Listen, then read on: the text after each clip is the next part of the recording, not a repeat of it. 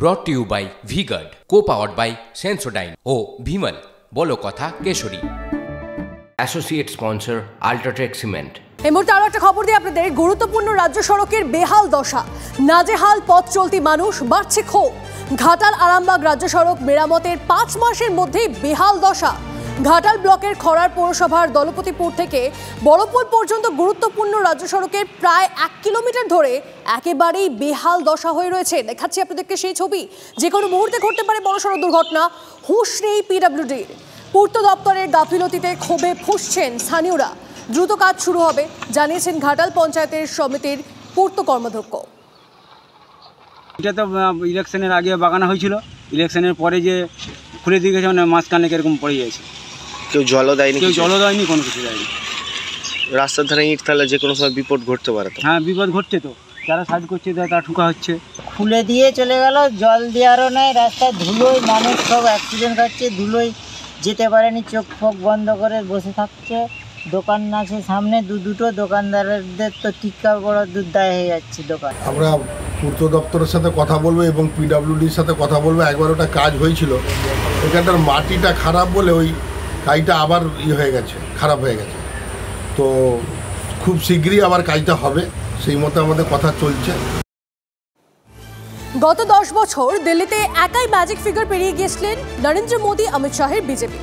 RSS বিশেষ স্ট্যাফও করতে পারত না। এবারে লোকসভা ভোটে মোদী শাহের বিজেপি 240-এ আটকে যেতেই সক্রিয় হয়ে উঠেছে নাগপুর।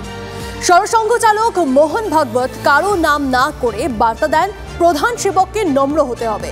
কড়া ডোজের লেখা বেরোয় সংঘের মুখপত্র অর্গানাইজারে।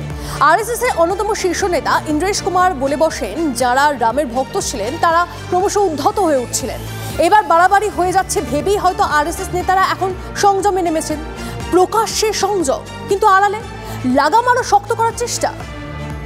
প্রত্যাশিত ফল হয়নি লোকসভা নির্বাচনে। ইতিমধ্যেই মুখ খুলেছে আরএসএস।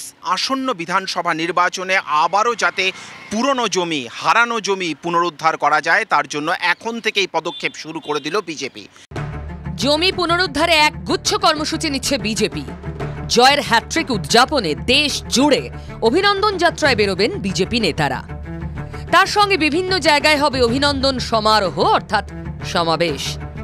শ্যামাপ্রসাদ মুখোপাধ্যায়ের মৃত্যুদিনে বৃক্ষরোপণ কর্মসূচি পালনের সঙ্গেই 21শে জুন যোগ দিবসে বিজেপি কর্মীদের সামিল হতে বলা হয়েছে।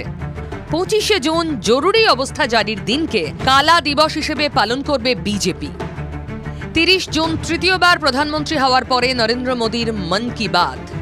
কি বিষয়ে প্রধানমন্ত্রীর বলা উচিত, জনগণের থেকে সেই মতামত চাওয়া হয়েছে।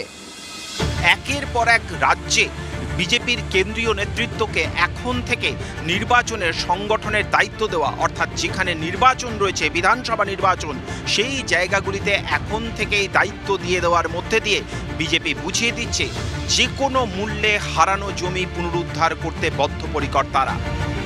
বিজেপির ফল খারাপ হতেই মাঠে নেমে পড়েছে আরএসএস। সংঘের সক্রিয়তা অনেক বেড়েছে, বাড়ছে বিজেপির সংগঠনে হস্তক্ষেপও।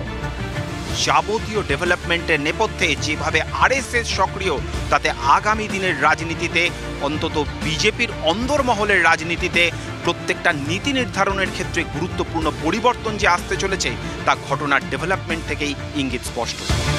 Bureau report, TV9 Bangla. Brought to you by V-Guard, co-powered by Sensodyne ও Bhimal বলো কথা কেশরী। Associate sponsor UltraTech cement.